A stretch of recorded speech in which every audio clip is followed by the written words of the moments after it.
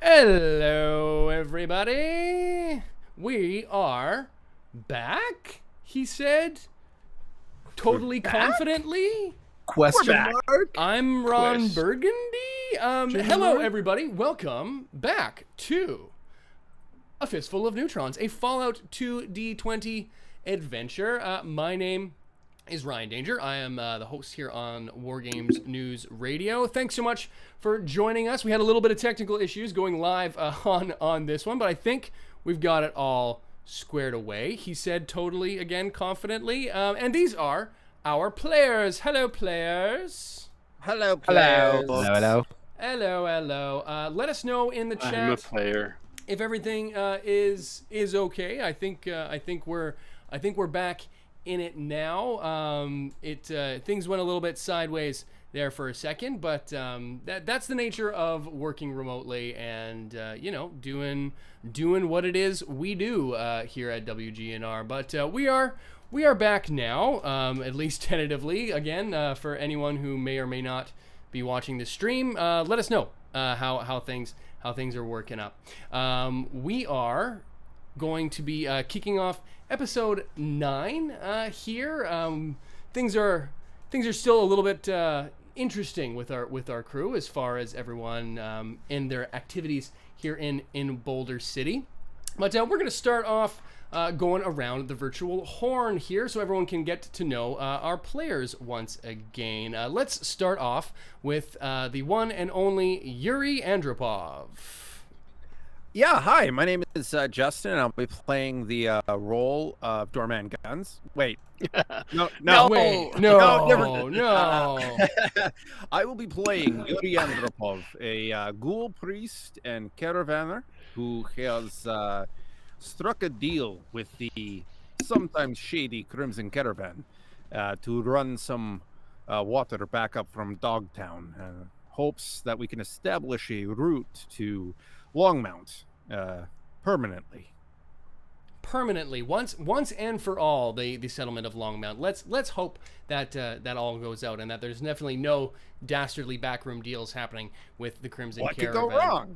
What could go wrong? He said totally confidently. Moving on, let's go and get to know our man Grant, aka the Rifleman. Absolutely, I'm Grant.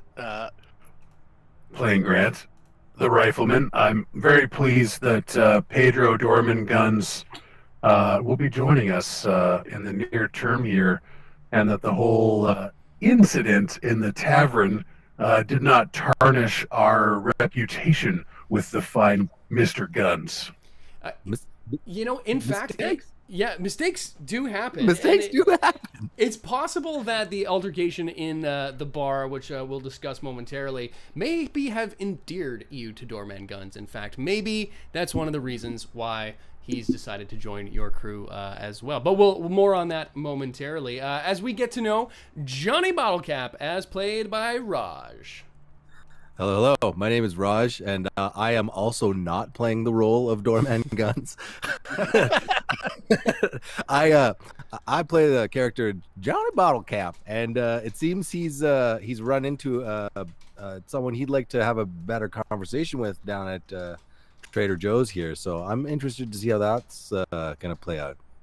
I am also interested to see how that whole situation plays out. The old Trader Joe and his collection of Vault-Tec gear. But for those of you who may be just joining us, and I see that we've got some new friends and old here in the chat here today. We are playing the Fallout 2D20 system by Modifius Entertainment. As mentioned, this is episode 9 of this live stream. And a huge thank you to everyone who keeps coming back week after week, and all of the new viewers. I see Jonathan Pittman. Awesome. He was able to finally catch one. Good to see you here in the chat, as well as, of course, Hondat, Ethan Cliff. Thanks for joining as well. Looks like we might have a smaller than usual crew due in part to the, I believe, the kickoff of the Thanksgiving holiday for our neighbors down in the States. So, thanks again for watching, and I know there's a handful of you that will be catching this on replay, so thank you for tuning in on the replay. We are live every 2 weeks here on YouTube and on Twitch. Smaller following on Twitch, but we're trying to expand into that world as well, every second Thursday. So if you haven't already, make sure you're subscribed to WGNR here on YouTube, or you can catch us on Twitch for more 2D20 action.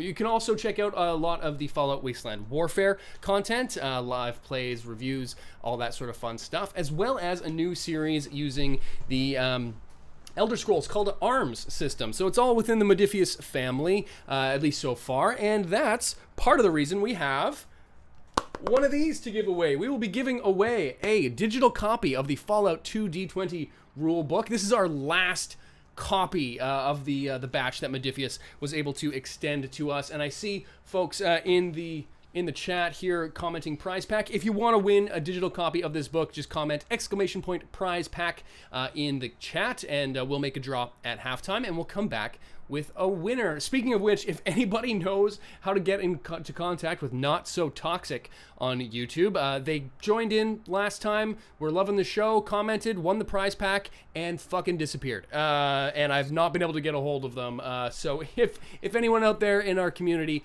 knows one of their other handles, please let me know. I'd love to track them down. But anyway, that's neither Not so here. toxic. We want to nor reach there. you about your extended warranty. We would love to talk to you about your extended warranty. If you like what you see here on WGNR, consider dropping in to our Patreon or Streamlabs. You can pick up some merch swag, which like this coffee cup here, which definitely...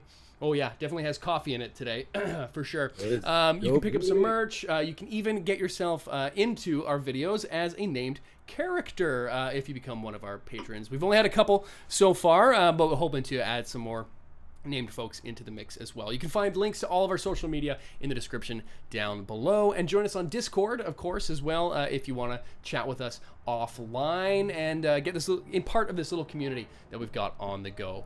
Which is super fun. So thanks again for everyone for showing up. One last thing before we get going, and that is a quick little disclaimer that the world of Fallout, as I'm sure most of you know, can tend to deal with some mature and violent subject matter. So there will be some of that going on in this stream. We don't go into any super icky places, but things could get weird. So now, Fun, you weird, know... not gross, weird. Yeah, just kind of weird, not like Just weird. funny weird, Weird. not weird.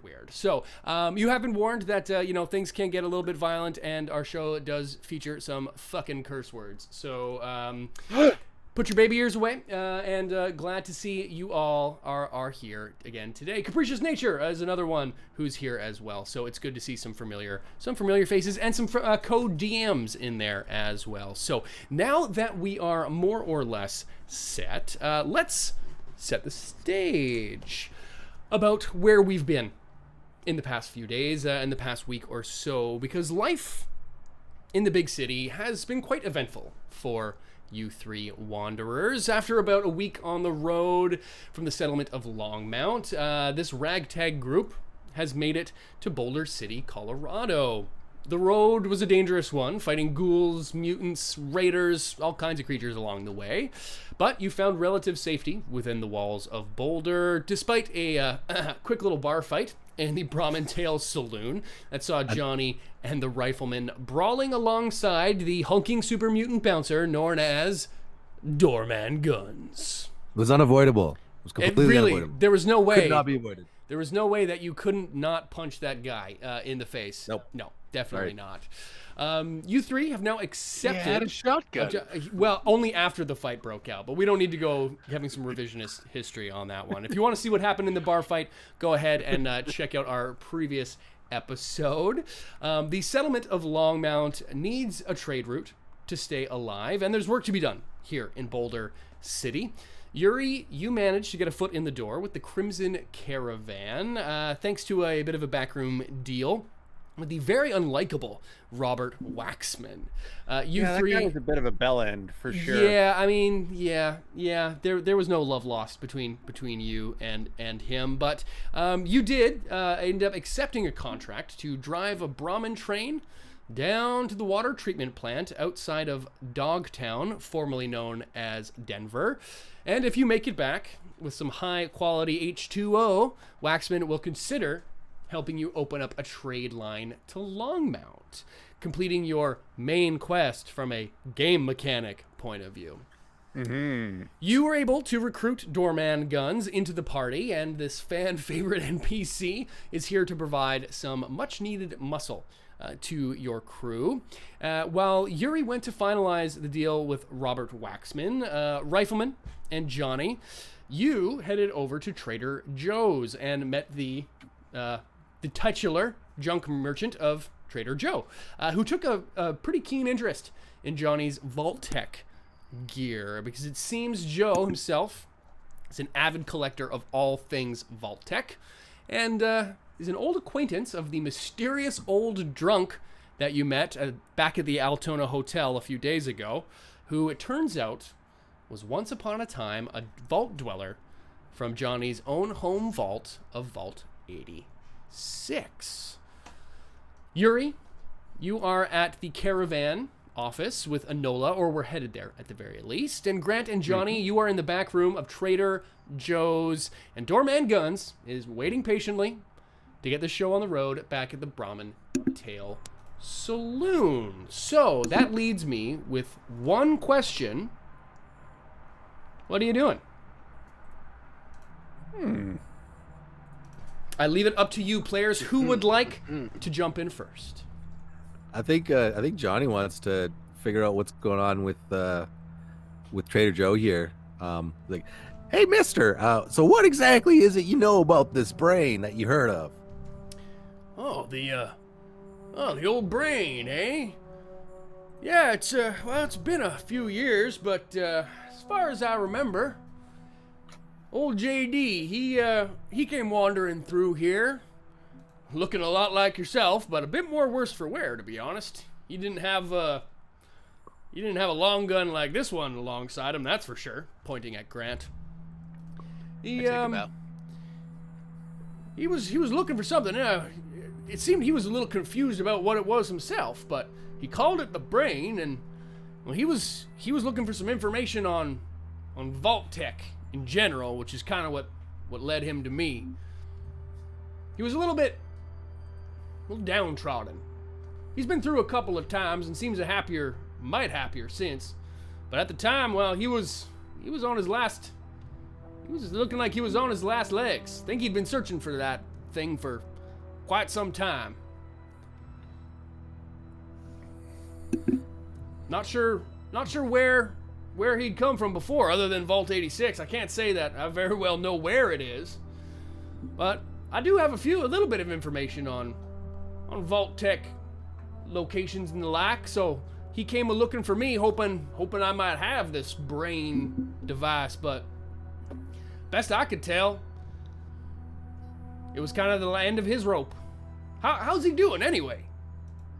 I mean, as far as I could tell, he seemed to be doing all right. Seemed right, friendly fella. I think maybe I'm gonna have to go have another chat with him next time we're through town there. You said he was up at the Altona Hotel, right? That's right. I don't get that way much myself. He starts his wheelchair. He wheels back, and you'll recall that he's missing legs up to about the knee.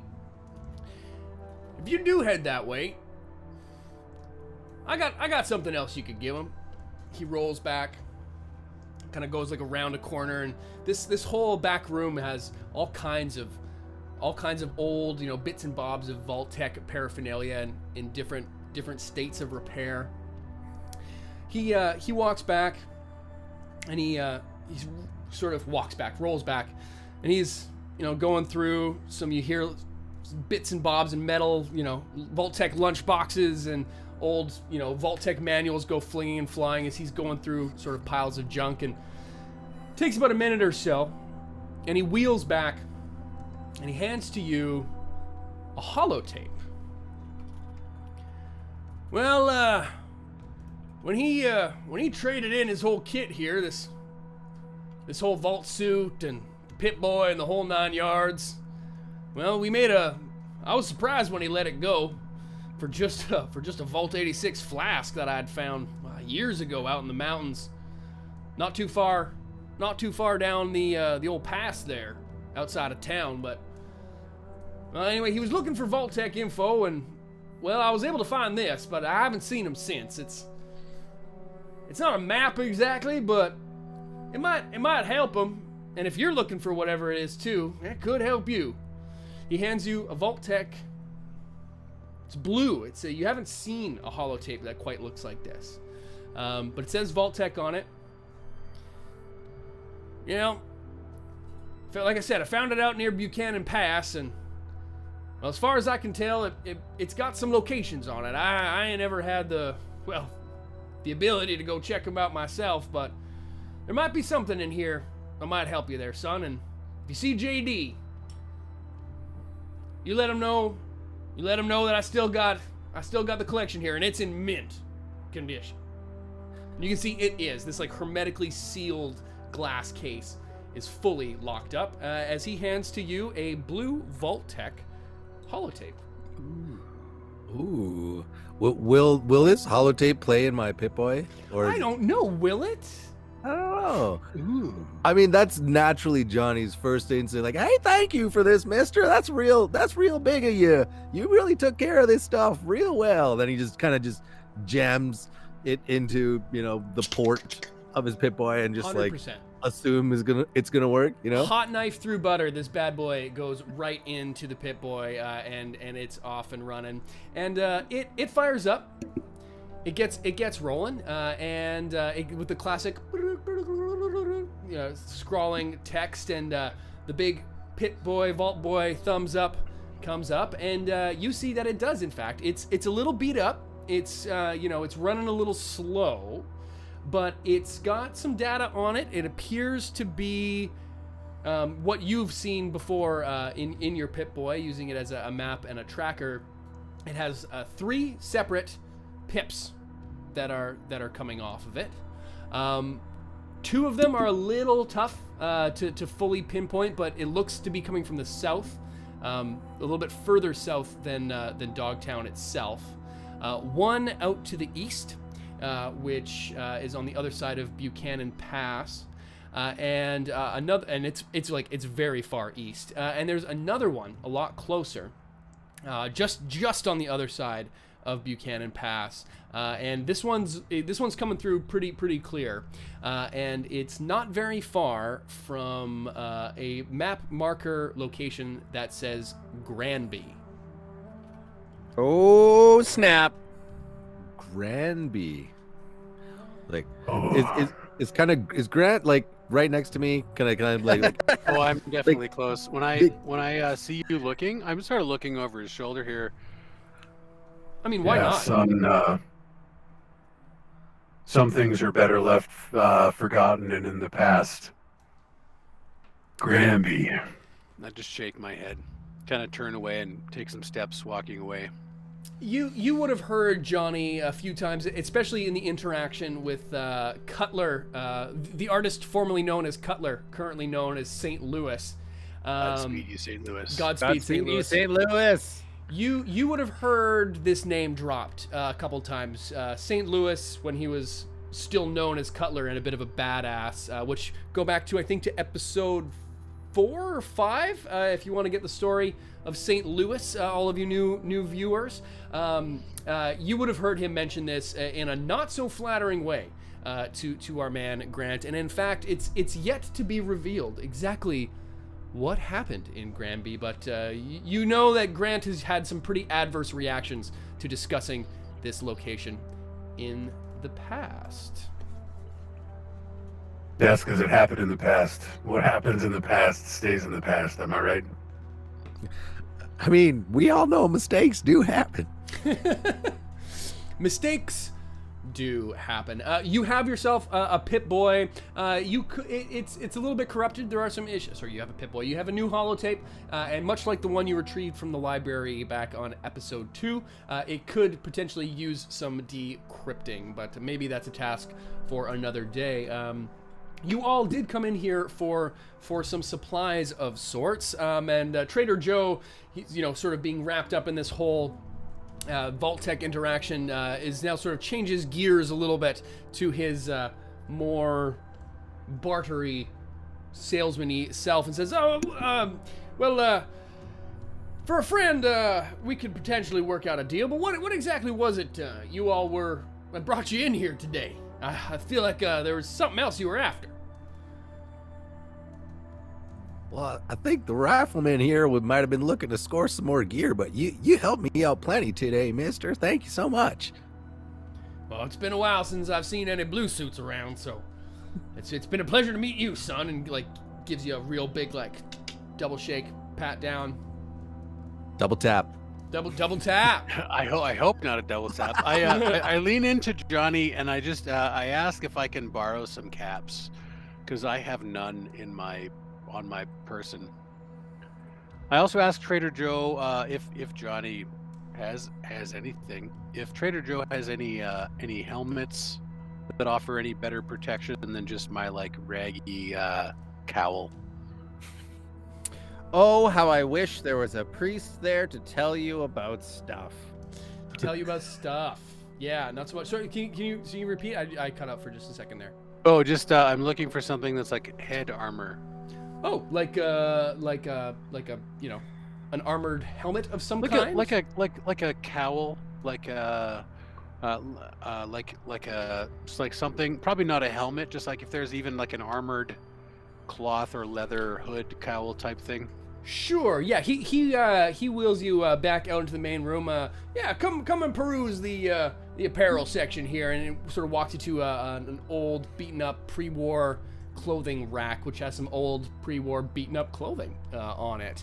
Yeah. You take a look around, and he finds something, you know, not too dissimilar to what you're sort of describing. It was probably the part of just like the hoodie part of a hooded sweatshirt, which has since been sort of like ripped and torn, but it's of a pretty thick, robust material. Someone's done a little bit of modding to it, probably over the years. Yeah, we'll say that this is not unlike, I guess, like an army helmet. I think it has like a DR of probably like 2. Johnny, what's your damage resistance of your Vault-Tec Nugan helmet? Is it 2? Yeah, it's 2. Okay, so yeah, this would be a damage resistance 1. It's light clothing essentially. Sounds good. Yeah. Let's quickly decipher how much something like that would be. Yeah. How much caps you guys got? There's a question. Well, I think Johnny had given 30 caps to Rifleman, so I think you still I have 30. Oh, yeah, perfect. I think that's what you got. Yeah. So I offer 5. You offer 5 caps. Oh. Yeah. Oh my. Harder. 5 caps. Harder. I can appreciate we've got a bit of a rapport here, there, Mr. Sword. What did you say your name was? Well, my friends call me Grant. People who don't like me call me Rifleman, or they don't call me anything at all, because there's a hole in their face. Well, Sick burn. that is a sick burn. Nice. All right, well, let's for argument's sake, let's go with Grant then. In that case, why don't we? 5's a little low. I don't know that I could let it go for much less than 20. He's coming at you heat. Well, You don't I get. could do 7. And I'm gonna roll my barter if I may. Overseer. You may indeed. Barter plus charisma. Let's clickety clack some math rocks. Math Can I- rocks. Can My I target assist? is. Oh. Ooh. Like my. lean over the counter and like bat your eyes. Hey. However you want to try to do this. If you want to, you know, roll seduction. So my target's 9. I rolled a 13 and a 2. It is a tag skill barter for me. It is. So a success with the tag skill. Success with a tag skill is technically a crit, so I'm almost beholden. All right, well, I was gonna come at you with 15, but how's 10 sound? Split the difference? Yeah, I can work with 10. Cha-ching! Yes, definitely. You passed the difficulty 2, which I didn't even mention was a difficulty 2 test for you there, and you've brought the barter down to a 10. remove 10 caps from your inventory and add yourself a, we'll call it a Wastelander's Hood. Damage resistance 1. Fabulous. But it's not Well the most done. robust thing in the world. It might only be able to Good take enough. a handful of hits before it needs some more. This thing, you can tell that's it's fair. you are far from the first and potentially the last owner of this thing. It's been patched up with all manner of bits and bobs and other bits of clothing and metal here and there. So it's a little bit beat up, but then again, so is Grant. Hey, true story. Mm-hmm. I'm Anything happy. else you would be looking for? No? How are we doing an ammo health situation? I think my ammo's good. I look over at Johnny and I kind of make like an eating motion. We look back to our good friend here, Trader Joe. I inquire about food and drink for the road. We have to take a long trip. I explain, and Indeed. I was about to say, you this quest, known in your Pip-Boy side quests as Furry Road, is going to take you about a week round trip. It's going to be probably around, depending on which way you want to go, 2 to 3 days to get to the water treatment plant itself, and it's going to take about double that to get back, again, depending on the route taken, because you are going to have quite a load on the way back. So it may not be a bad idea to load up, so to speak. absolutely. So I see basically what I can purchase for 20 caps, and I'm quite happy to make a barter roll if that would help my situation. Sure. Yeah, I'll say, there's probably a decent amount. Actually, where's that vendor sheet that I sent to you guys from last time here? As far as consumables, there's there's gonna be some food of different varieties. You name it, from sugar bombs and fancy lad snack cakes, dandy boy apples, all the pre-war junk food, which has Dandy boys. Dandy Boys, which has, expiration boy. debt, baby boy, of several hundred years yet from now. I'd say, if you were willing to spend sort of the remainder of said 20 caps, we'll say that, you'll be able to get, a ration per each of you that would heal a couple of hit points. Let me just take a look quickly at what we got. Yeah, you'll be able to get some general provisions. If you wanted to go that way, I would say a single unit of healing item per each of you. Okay. Okay. I thank Trader Joe. We find anything of interest that you might like, we'll be sure to bring it back and see if we can't make a further deal. Well, if I was about to say, you find anything with that Vault-Tec sort of logo, you bring it on back to Trader Joe, and we might be a little bit more amenable to some deals down in the future. What is it y'all are doing anyway? What if you don't mind me asking? I don't get out as much these days. Before Johnny says anything, I can put my hand on Johnny's shoulder. Sightseeing mostly. Yeah, I heard it's real beautiful down this way. Okay. Keeping it close to the vest. I like it. For your inventories, add to each of you, we'll say just for stat-wise that it will have the property of, let's go with mole rat chunks. Of the three items that you each got. Chunks. Narratively, you decide what kind of Fallout food it is, but from a stat point of view, it will be mole rat chunks. I'm pretty happy with mole rat chunks. I mean, That at is least it's amazing. fresh. I mean, it's not the rad possum stew you got back in Longmount, but it'll hopefully do the job. Well, nothing beats homemade. Nothing beats homemade. Carla's, you gotta love the Carla and her homemade stew. I guess if that's all you guys are doing here, yeah. I think so. Okay. Yeah. Bueno. You head back out into the bazaar, and as you break out into the light of day, we smash cut to Yuri Andropov. By the way, I just want to say that it took every ounce of my being not to scream to buy stim packs, because we used our last one to repair the guy that you shot. But it's okay. We don't need stim packs. Anyway, it's fine. I don't know that you guys can we have enough fucking money to buy a single stim pack, first and foremost. So let's get that. I don't think so. Never mind. Like it's half a all good. water It's fine, down it's fine, stim it's fine. pack. I've got first aid and like medicine. It's all right. Yeah, We'll you deal do with it. actually. And you have mole rat trunks now too, dude. 3 of Well, you have mole rat trunks. I can just fucking irradiate myself and be fine. True. Yeah. What are you doing? Yuri More for us. Yuri is contemplatively walking Enola May to the gates of the Crimson Caravan. Oh, dark. Okay. You making any stops along the way, or you headed straight for the caravan?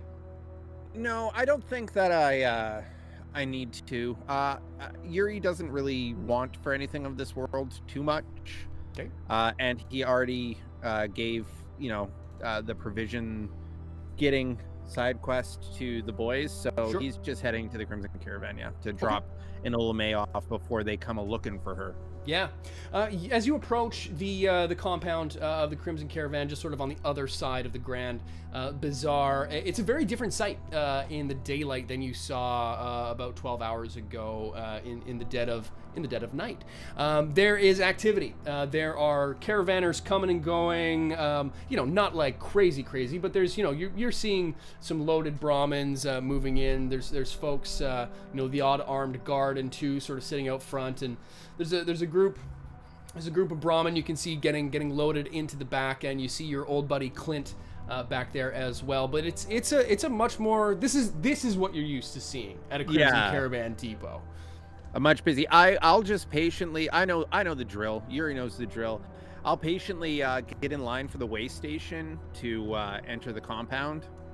Okay. And just maybe I'll shoot the shit with the guys, or see if they want. I am still a ghoul, obviously. I'll kind of give a head nod and see if anybody's up for a chat, but not really pushing it. I'm not really. I'm not in the best of moods right now, so. Fair enough. Yeah, you are getting a wide berth. I mean, ghouls are ghouls. Ghouls is ghouls. Ghouls are gonna ghoul. Ghoul. Boulder City is, it's not a, from a Fallout lore sort of standpoint, it's not like a Boulder City level of like no ghouls allowed kind of bullshit.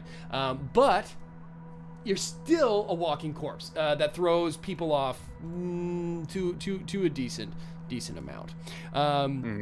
But as you wait, it takes a little while, and there's a line, of caravans coming into the way station, and as you and Enola get to the front of the line, you see Clint, who now sees you and comes up next to you, and oh, there, Yuri, good to see you. Puts the hand out. He gets a genuinely warm welcome. Clint, it is very good to see you again. It has been only a few hours, but I feel like I've aged several years. Well, it's I know Waxman, he can have that effect on people, unfortunately. I gotta say, this is one fine looking animal. He's like giving Enola like the 1-2, and he like goes and he goes to do like the looking at the teeth sort of thing, and the nice head is all like, oh, look at this, someone who knows Brahmin, and then the mean one goes to like give a little snap, and he's like, oh geez, you got a little multiple Brahmin personality disorder going on here with this one, eh? I'll give her a scritch behind both ears and say, you have to learn her ins and outs before you can become so familiar with her. But yes, she is my pride and joy. Fine breeding, and the strongest Brahmin I have ever seen. Well, I gotta say to you here, Yuri, I was surprised you bit on that bait that Waxman was dangling yesterday. Between me, you, and the fence post here, we ain't had much luck on the water runs lately. I figured. I'm unconcerned. We will make this work. We have to. Well, If we I do sure not hope get so. For If everyone's we sake. do not get a trade route up to Longmount, it will not survive. Well, it's not Longmount I'd be worried about at this stage of the game if I were you. Come on. I'll show you what I mean. He walks you around to the back where the pens are, and you see he sort of points and gestures to something that you've quite not seen before. There is the salvaged remains of what you would have recognized, being from before time, in the long ago. In the before times, yeah. Longo. A pre-war tanker hauler. Yep. That you would have seen with a semi-truck, patched up, kitted out, like think Mad Max, but like without like fucking spikes and shit all over it. But like it's a patchwork job, big time. But it is strapped up to 3 Brahmin, and there's a bit of a sort of think Old West carriage, sort of a bench welded into the front of this thing, and all manner of sort of pipes and tubes, and it's a pretty impressive deal. You've seen your fair share of wasteland reclamation jobs, but this is kind of next level. Yeah, I'll ask Clint. I mean, who in the hell designed this thing? And I'll I'm a take little that bit. as a compliment. Yeah, I figured that as much. Clint, I am both impressed and terrified. This is quite a job. Where did you even find such metal intact? Well, that's kind of what I was implying here. I call this bad boy Bertha, but she's the Bertha Mark III. We had the Mark I, and it did us well for a long time. We've had this route here for a better part of a couple years now. Mark I went down a little while ago, which in favor of the Mark II, which I made heavier and better armored. I think it might have been too heavy though. It was pretty slow, and y'all are gonna you're okay with moving fast, right? I don't think I have much of a choice. Yeah, you might not. Well, we built the Mark II from the Mark I and the Mark III from the Mark II, and bits and bobs that have been put out. And well, you're also going to be the crew Mark III. I'll level with you. I don't rightly know what's happened to the other two. The first one went down about 2 months ago. We got to make these runs at once a month, or else, well, it's not just our contract. It's a bit of Boulder itself that might be in the balance there. We went and checked out when we had to go back and find the Mark I after it didn't come back. We didn't find the crew. But it was pretty much totaled. All the water was just gone, and there was some pretty mighty big holes in it, to the tune of there wasn't much left to rebuild. Same thing happened on the second time, so I can't really tell you. I don't.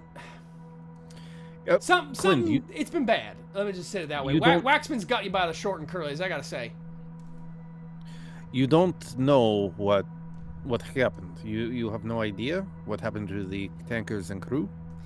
Well, I know what happened to the tankers. You're looking at the better part of 3 of them put together. Crews, not so much. Did you find them in about the same place? We found parts of them in the same place. Other parts we ain't found yet. Where? I have a few questions, Clint. Bear with me. Yeah, no, fair. It'd be weird at this point if you did. It'd be weird if I didn't. It'd be weird right? if you didn't. Yeah. First, where did you find the tankers broken down? The first and second times. Well, that's the funny part. Both times, different places. But it was on the way back, though. We could tell that they'd gotten to where they'd been and back. They made it to the treatment plant. I can tell you that much. Not so much great news on the way back, though. Well, the first one... That would suggest that people were waiting for them to bring the goods back.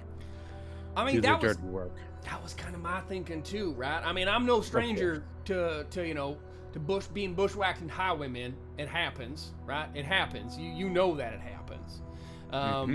But the first one went down the 93, right? That's the straight shot. You got to go a little bit through, the Badlands to get there. And I probably don't have to tell you, Badlands, they don't call them the good lands, right?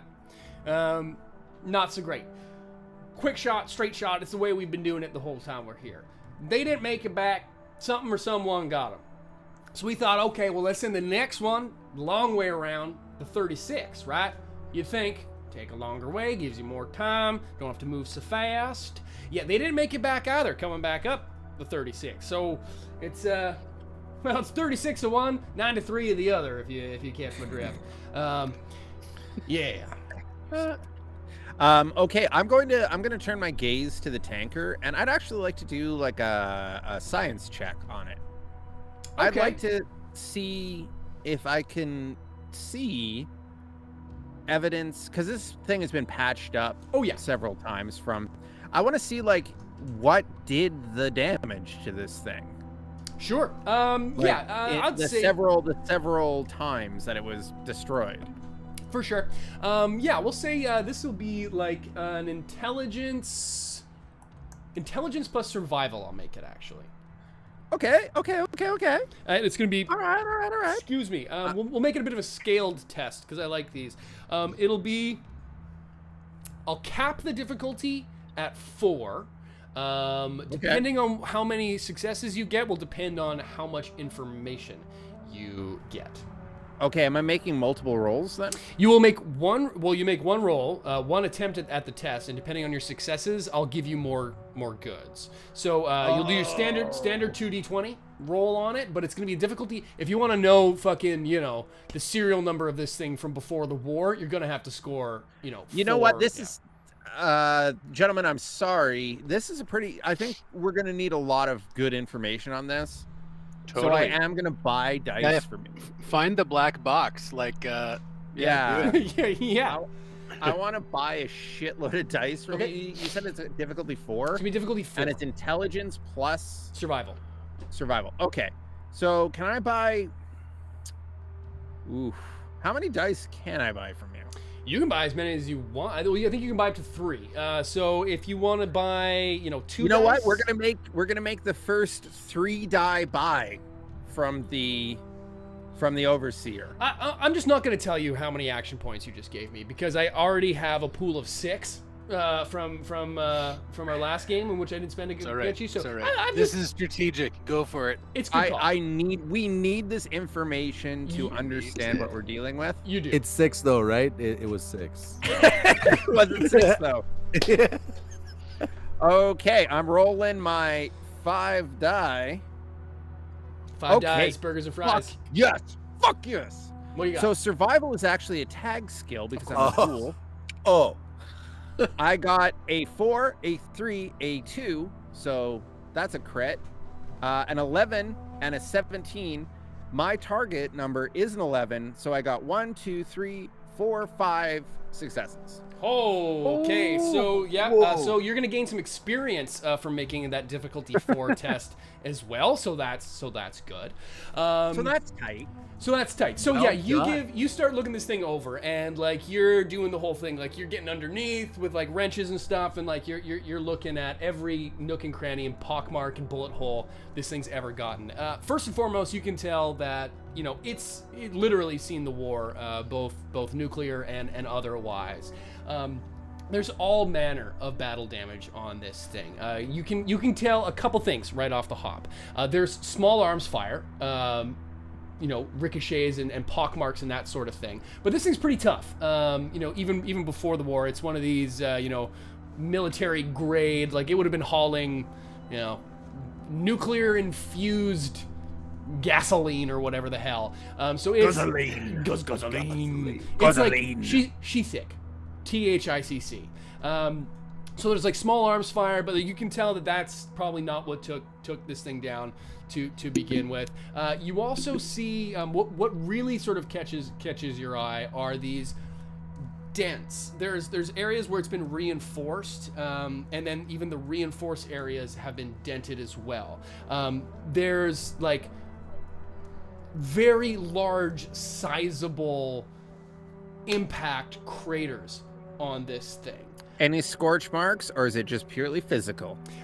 Purely physical.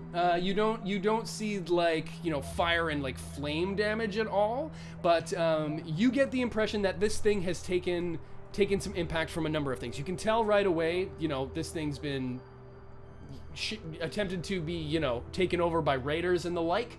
So it's safe to say there might be some of those types operating around the areas in which you're going to be driving this thing. There's also... Yeah. Sorry, go ahead. Oh, yeah, don't cut. This is the part you want to hear. Don't cut me off now. Yeah. You also notice some pretty sizable, aside from the dents, which these are hard to make out exactly what they are, even with that sort of test.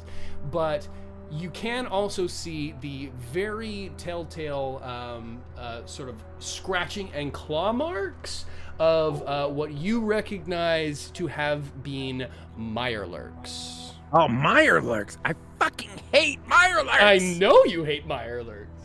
Justin, as a person, hates mirelurks so much. Crabby boys. You can tell that this thing's been lurked pretty hard, and these dents. It's weird. You have no idea why, but the first thing that comes to mind when you see this is you recall way back in the day in the hub on your routes before Enola, dealing with some pretty gnarly and ornery Brahmin, and it doesn't look quite right. It looks a little bit big. But the first thing that comes to mind is that a Brahmin went at this thing. I was about to say, did a Brahmin get thrown into this thing? Did a Brahmin get picked up and thrown into this thing? You don't have, even with that kind of test, you can't quite tell, but like, I'm going to ask Clint. Clint, bring out your map. I need to see. Where did you find the wreckage of the two? He pulls it out, and it's about halfway, and that sort of strikes you a little bit interesting too. On either route, it's pretty much equidistant. Is there a body of water or a river or anything that runs through it? He shows you. Does the river run through it? The river does not run through it. There are no fucking rivers in the wasteland, but there is the Grand Reservoir, which is exactly where you've been tasked to go.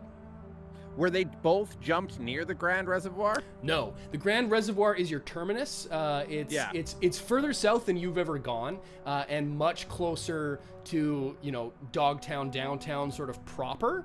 Okay. But no, it's on the way back. A good day or two on the way home. This a little bit, sure, and you tell me if I'm close with that crazy good roll. Okay. I'm thinking. Okay, so yeah, I'm Sherlocking this shit. Yuri is Sherlocking this shit. He's thinking the tanker gets down there, right? They fill up the tanker. They're attacked by mirelurks. That's when the mirelurk shit happens. All the mirelurk damage. They get the fuck out of there, but then something happens with causing these big dents, and they get jumped for their water on their way back. Would that be a logical succinction? It wouldn't not be unlogical. Okay, I'm gonna take that as. All right. Okay, cool. Take that as a pretty good maybe. Yeah. All right. It's like a definitely maybe. It's a definitely maybe, baby. Yeah.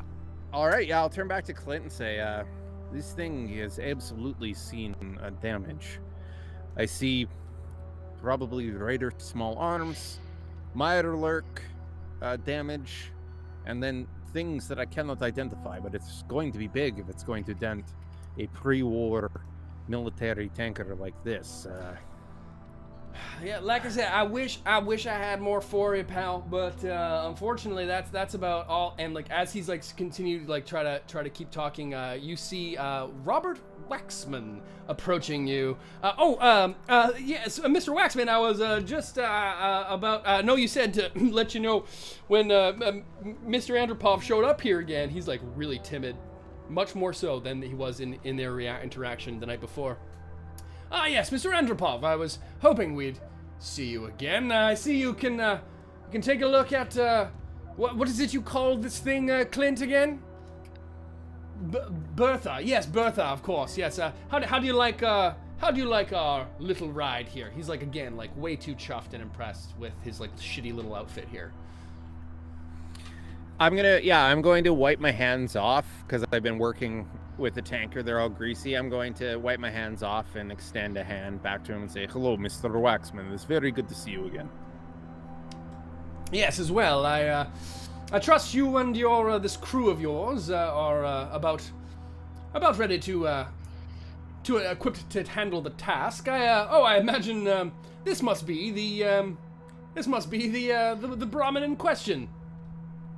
He's looking Enola up and down and like seems pretty intent. He's like, "Oh, okay, yeah, sure, all right, yes, absolutely. No second thoughts on our deal. Then you're happy to leave this creature of yours as collateral." I will leave her with you.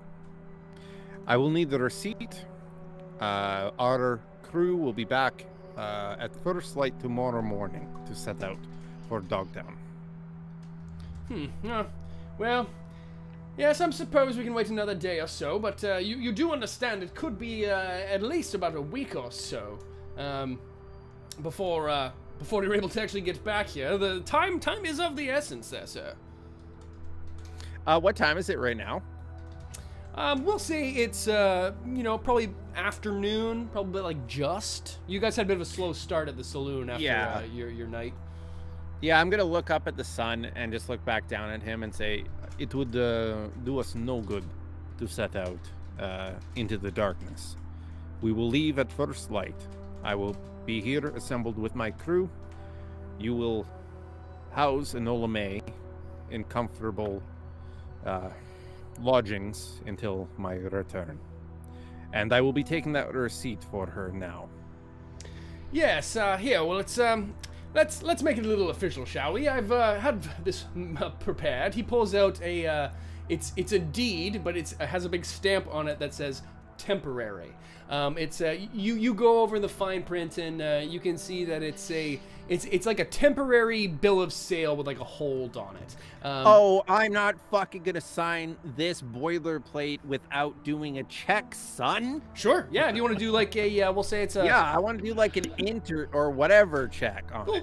I want to read this fucker. I'm not gonna make you check. I mean, you can just read the thing. Yeah, you can just read it. Yeah, I mean that's an option too. Yeah, it's not written in invisible ink or something. It's pretty standard. It's a temporary deed, and it's the finer points of the handshake deal you had with him last night.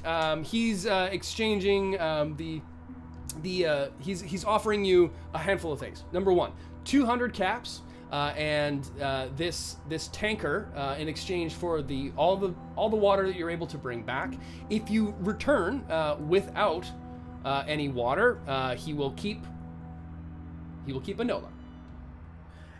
Does it say without any water? Is that the actual wording? Sorry, no. If you return, yeah, sure. Let's say without. If you return, okay, it's a 5,500 gallon tanker, and if you return with less than half of the water, he keeps the Brahmin. And all right, now we're talking about stakes here. Okay. 51%, we get my fucking Brahmin back. Yep, and 49%. 49%, you get nothing. No caps, no anything, and you lose the Brahmin. And now, of course, sucks out loud. That sucks the moon straight out of the sky. Yep. Okay. Absolutely. Yeah. Now you also have the 200 caps there on the line, and the finer point is it will open up discussions for trade route to Longmount. There's some finer boilerplate points in there about how were the Crimson Caravan to help you stake this claim, as it says. You would be responsible for a number of things off the bat for at least the first run to get it going. You would be responsible for the manpower, acquiring the goods and services, and you would need to be able to make the trip in due time. But those are the general terms, and which part of the deal itself is those finer points are to be ironed out if and when you return with 51% of 5,500 gallons. Okay, I want to wrap this scene up because it's been going on for quite some time, but I want to paint you a word picture. No. Do another roll for fine print, please. Okay, we're gonna do another roll for No, fine print. I do not find do nothing. I don't find anything. That's okay, cool. The sun is beating down. Yuri's got his habit rolled up around his forearms. He's been doing some tinkering and stuff. He's looking over the contract and just kind of mumbles to himself. He says, "This seems about right, yes." And like kind of wipes his brow and signs the contract and hands it back to Waxman and says, "You have a deal, and I will be back in the morning." I assume Clint will be coming with us as lead hand. Clint, I'll leave that up to you. Would it's up to you if you'd like to join these men on their. Yuri jabs him in the ribs. Yeah, you can tell, like, he wasn't expecting to come. Yeah, I know you weren't, Clint. On this run. Waxman, sir, the rest of the Brahmin here, you know how ornery they can get. He's grasping at straws for a reason I'll to turn not around have to and go. I'll turn my back to Waxman and lean into him and say, we will make it worth your while. I need you. You're gonna have to roll. We're gonna make it difficulty 2. Charisma plus speech. Okay, Speech. This is going to fail. It's going to fail, and I don't want to fuck myself over. But as a ghoul, I get a penalty to charisma. I will say that you guys go back far enough that he doesn't see you as a ghoul. He knows you as Yuri. You guys go a long way back. He helped you get Enola in the first place way back when, all those years ago across the Rocky Mountains. So your ghoul penalty will not come into play for this one. Okay, that sounds fine. All right, so it's what? Charisma plus speech? Charisma plus speech. Don't forget you have mechanics that you can re-roll and unroll and things as well. That's not great for me because my charisma is a 5. So I'm going to roll it. That is... And you said it was difficulty 2? It's going to be difficulty 2. He really doesn't want to go. He likes you. Yeah, well, he doesn't like the idea. Really doesn't have to because I got a 16 and a 5. So okay. I just made it and a fail. So you got 1 success? Okay. Well, I don't know there, Mr. Yuri. I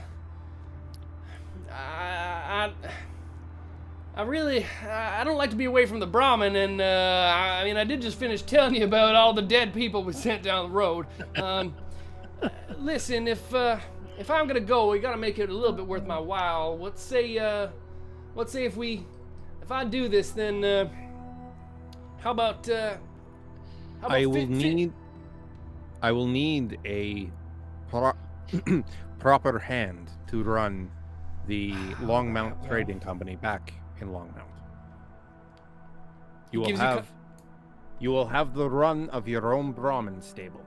You piqued his interest a little bit. Well, that's all mighty good and all, but I'm not a fan of Waxman here. But how about you make it worth my while though too? Because if I'm gonna leave this place first and foremost, you guys are having this conversation, I imagine, walking sort of away from Waxman. Oh yeah, Waxman's not around. Dude. Yeah, I'm gonna poach his dude right out from under him. How about 50 of them caps that's coming with this contract? Yuri has personally 104 caps. So I will, you know what? I'm going to take 50 out of my purse right now. Oh, damn. And hand them to him and say, win, lose, or draw. These 50 caps are yours if you come with me. You are speaking Clint's language. Okay. Yeah, he pockets him. You guys do the oh, thank you for showing me to my seats, like usher swap of a little bag full of 50 caps. And he takes them and says, you know what there, Waxman? I'll go along. I'll go along with them. It's Huey, Dewey, and Louie here, pointing at the three Brahmin. That is their names. It is now canonical. They can get a little ornery, so yeah, I'll tag along. You have one of the other boys look after the weigh-ins. I'm gonna go. He takes his caps and I'm gonna head over to the Brahmin Tail for a bit. I'll meet you there. How's that sound, Mr. Yuri? He takes off fairly quickly with a handshake into the bazaar to do some dealings of his own before heading out, and says he will meet you in the Brahmin Tail Saloon. And as you move your way into the bazaar and towards the saloon itself, the din and the roar of the Boulder City Bazaar roars in front of you, and you take one last look at the tanker, and you feel a pit in your stomach, but at the same time, a pretty good route of excitement. It's been a while since Yuri's been on the road, and it might be a little while yet, because we're going to take our halftime break. Thank you, everyone, for sticking around in the first hour of our episode 9 times. Thank you so much again for watching. Comment prize pack or exclamation point prize pack in the chat, and we will make the draw over halftime and come back with a winner for the last copy of our digital Fallout 2 D20 rulebook, courtesy of our friends at Modiphius. We are but a humble DIY, do-it-yourself, pro bono channel, but Modiphius was so kind to give us a handful of copies of these to give away, and thank you so much for everyone for tuning in. Again, comment prize pack. We will be back in the Brahmin Tail Saloon with our current ragtag group of caravanners and see what they will get up to next. Stay tuned. WGNR will be right back in, let's say a little over 10 minutes. We will see all you folks soon. Stand by. Come back, please. Please we love come you. back. Bye. Bye. We love you. Bye.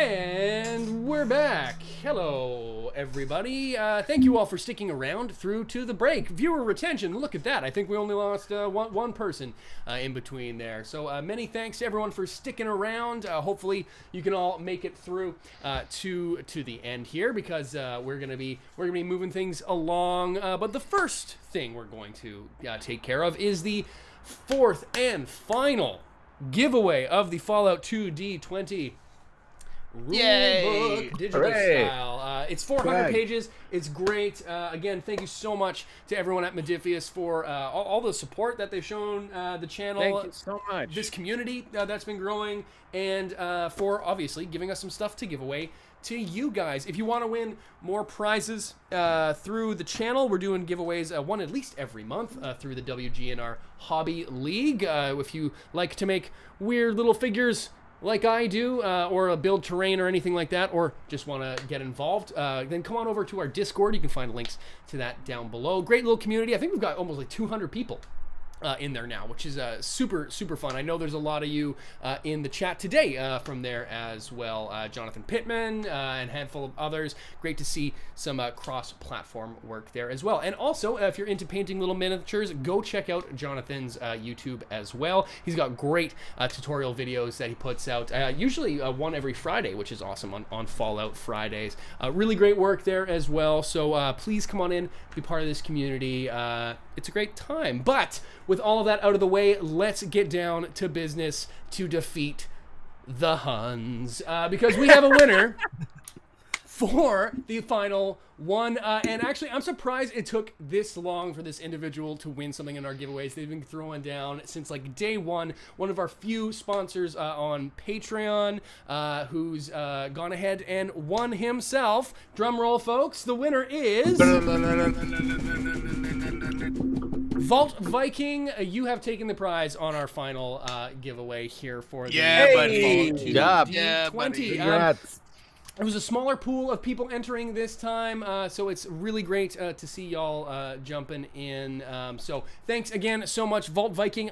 You are one of the few people whose details I already have, so I will be sending you that digital code copy coming your way. Again, thanks so much, everybody, for sticking around through to the giveaway. Hopefully you folks can stick around too as well as we get through to the end. We're gonna be playing for about another 45 minutes to an hour, but we will be back again in 2 weeks. But for now, let's get into the action. The crew has just made some various deals. Johnny and Grant, you got yourself some supplies for this road trip down to Dogtown, hauling a Brahmin tanker truck for the Crimson Caravan. Yuri has secured a Brahmin handler to come along for the ride in the form of Clint, a Crimson Caravan Brahmin hand, and the rest of your crew, comprised of Doorman Guns, the super mutant bouncer who you have on contract, are hanging out in the Brahmin Tail Saloon as Yuri, the last to join, shows up. Clint is already in the bar, looking a little bit sort of at a loss of where to go, but shows up and sees you and scuttles up and says, "Oh, all right, well, I had a couple drinks there, wetting my whistle, but where's the rest of this fine crew we got on the go here?" I'll put a hand on his shoulder and just say, "Follow me, please, Clint." And I can tell that he's kind of like shaky and live, but Clint, he's a little bit sauced. Everything is going to be okay. Come with me. If you say so. And I'll usher him over and take a seat at the corner table where all of my compatriots are sitting, and have a seat down. You have a seat. Doorman Guns is sitting there eating just like a mountain of food. It's like all manner of cooked and uncooked goods. He's just like massing up at the moment. And Johnny and Rifleman, you are there as well. What are y'all doing? Well, I think at one point I'm going to see if Mr. Guns is ready to go on the trip. I'm going to ask if he or Whiskey Pete have any insight on the roads that go between the routes, maybe that go between here and our destination. Whiskey Pete, not so much. He doesn't get out of town much, but Doorman Guns, Yeah, what's he heard? Well, it's been a while, but yeah, I've made runs. I made runs down Dogtown. He starts to get. This is the second time you've seen him get a bit of a 1,000-yard stare when it comes to Dogtown. I'll just say that I fill everyone in on what I learned about the tanker, like the map, the route, like the damage, all that stuff. Yeah, absolutely. Everyone's up to snuff on the ins and outs of the quest here. Doorman Guns. Yeah, it's been a long time, but I've been down. Well, the 93. It's a little faster. You can move down pretty quick. Couple of days probably tops. The 36 is a little bit more of the way around, but I mean, each one's got its quirks, let's say. 93, you're probably more likely to run into some of those ringnecks down in the Badlands. You remember them being the loosely affiliated raider bands, which have been operating around Niwot and the Badlands around Boulder. But so you said that's 36? That's the 93. That's going to go basically straight through the ruins of Boulder and Dogtown sort of blend together. Boulder City was once a suburb, let's say, of the Denver that was. Whereas the 36, it's a longer way around. It goes around sort of to the east. It's like a curve to the west, I guess. Around, it's a much more similar to the kind of terrain you guys would have been already traveling through, because you took the long way again around to the Altona Hotel and then down through to Boulder. So basically, similar sort of options. Do you want to go the rural route, or you want to go downtown? Things will be great when you're downtown. So, my friends, what I'm going to propose here, open to suggestion, of course. Why don't we take Route 93 to get down there, and then we take Route 36 on the way back? Long way or around, vice short way versa. back? We take the longer way down because it's going to be lighter. We have no water to haul. On the way back, we take Route 93. Anyone sitting and waiting on Route 36 won't have a second chance to see us, and nobody on Route 93 is going to know that we're coming through with water. Well, that's brilliant. This is very good thinking, Grant. I will be upfront with all of you. I know the territories of North Colorado very well. I have never been more south than Boulder City, so I will, between you and Doorman Guns, I will take your lead. I like your way of thinking, however. Yeah, I wish I could say I haven't spent much time down south. It is rough country, that we know. But what I wouldn't do, especially after what you told us about the state of the tanker and the previous expeditions that have gone down there, I absolutely would not want to take the same route twice, especially with a cargo so precious as fresh water. I like the fast shot back. Absolutely. I think we can take our time to take the more circuitous route to get there. But the straight shot back and just bulldoze through would be fine by me. Okay, so we're going the long way down, short way back? Yeah, let's do it. Okay. That was some sick thinking, Grant. Not I bad. like that. Thanks. Long way Well to go done. and a short time to get there. Nice. What does Mr. nice. Guns think about this? Eastbound down. Well, yeah, I mean, I've heard worse plans. How far are we going? We're just, and like he like comes out with it, and you're a little surprised, it's sort of without even getting too much information. Like, so we're going down to the Grand Reservoir then. Yes, Yeah, I suppose we'll fill you in as we head out of town here. All right. So what's the plan, Yuri? We're leaving first thing in the morning?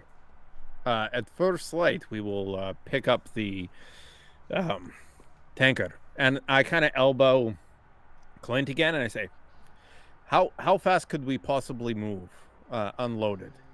Unloaded?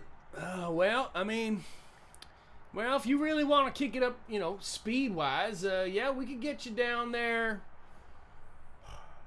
I mean, if we move full bore the whole way, I'd say day and a half. If you're going the long way down, you want to go down 36, yeah. Yeah, it's probably more like 2.5 days, but we could probably breakneck speed. The Brahmin will be tired on the way back, but if they get a bit of time to rest, yeah, I'd say we can get there day and a half.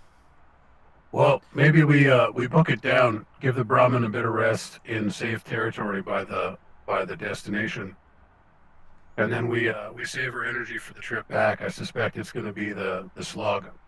Sure. Yuri scratches his neck and he says, "We might not have that luxury. The mirelurks are dense around fresh water, so I will leave it up to you. I like I said, I do not know the territories, but we need to get back with more than half of the water, more than 51% of the water. This is very, very important." Have you told us why? You have, right? No, I have not. That particular point you haven't? Okay. I'm in a, there's no insight check, but I feel like I'd sort of understand there's more at stake here. All right, lads. If we're leaving at first light, I'm gonna go and get some early Z's, so I'm ready to go by before dawnbreak. I'll see you boys maybe in front of the tavern about 3:30, 4 in the morning. Yeah, that works for me. Nice. Johnny, don't punch any more people in the face tonight. No, I think I'm gonna call it an early night myself. Doorman Guns sort of scoots up to our man Clint there, and they get to know each other a little bit over some food and some drink. As the three of you go ahead and we'll say that you're able to purchase another room for the night from Basil and Whiskey Pete, the bartender and Mr. Handy, room letter respectively. We'll say that that costs your group, we'll say another 15 caps. But you're all rested. Yuri pays. Yuri pays, and you're all in fact well rested when you get some sleep and wake up in the morning. So add 1 temporary hit point to your max hit points that you will have for the next 24 hours, because you will say that you all got your respective kicks in. Reading a book. Maybe Johnny spends a little bit of time examining that holotape, but you're all racked out, as they say, for the remainder of the evening, and get some good rest. And it's a little bit harder to you all wake up a little bit as it is now a Saturday night at the Brahmin Tail, a little less rowdy than the Friday, but there's still a good time going, and you can still hear from down below in the bar room the faint player piano of "We Didn't Start the Fire" playing in the background. Ding ding ding ding ding ding ding. I love that song. It's a great one. As you rise and shine in the morning, a little more risey than it is shiny, as it is again about 4:30, 5 o'clock in the morning. Dorman Guns seems pretty unfazed by the early time, but Whiskey Pete on the other hand is not Whiskey Pete. I'm sorry, Clint on the other hand is looking a little bit worse for wear. He might have spent a little bit more caps than he planned out of that 50 last night, but he's there, if not just a little bit groggy. Yeah, let's if y'all are ready, I got the tanker out front, pretty much good to go. You say the word and we're on the way. The word. Let's get going. Well, I guess we're on the way. Bird. And with that, you all start heading out. Whiskey Pete. I keep calling Whiskey Pete fucking Clint. I got too many NPCs in my head right now. Clint saddles up onto the. It's like a welded welded bench, probably it was an old park bench, let's say, which has been welded onto sort of the top and the front of this thing, and he has his 3 Brahmin lashed up and all rigged up onto the front of this thing. There's not too much in the way of other seats proper. There's about room for one other person comfortably up on the bench. And One could call that shotgun. one would. It is the shotgun seat, classic coach caravan style. But other than that, there's not much else as to the way of proper seating, we'll call it. Johnny, do you still have that coach gun? Yeah, I think so. I would. Well, that's coach seating. So hop on up. All right, guys. Same drill as usual. Duke and I are going to head further ahead of the convoy here. Keep me in. I'll keep you in visual range. You keep me in visual range. I'm going to do some scouting. Okay, so like you're just doing like a little look-see ahead before you get going, or are you planning to like run ahead of this thing the whole time? Because I don't. If you're moving at the speed that you indicated you want this thing to move at, it's going to leave you behind. Well, if they can move faster than I can move, then I will be on top of the tanker with my rifle out. Yeah. If they're moving faster than just wedge between Clint and if you're booking it at that accelerated pace to get there quicker, then it's going to move faster than you. Yeah, okay. I'm on top of the tanker, and Duke is going to sit between Clint and shotgun seat position here. Nice. Doorman, just happy he doesn't have to run. Yeah, he's not. I mean, he might be able to keep up for, maybe 10, 15 minutes or so if he was to be, running alongside this thing. But it would, with 3 Brahmin, he would tucker out well before they do. Oh, yeah. Doorman guns, he saddles up sort of on like the bumper of this thing, basically. Yeah, nice. And that's exactly where I pictured him. Yeah, unweighted as it is, when he jumps on sort of the back of it, squeaky. Yeah, you can feel like these ancient shocks get a little bit more compacted. Ancient shocks.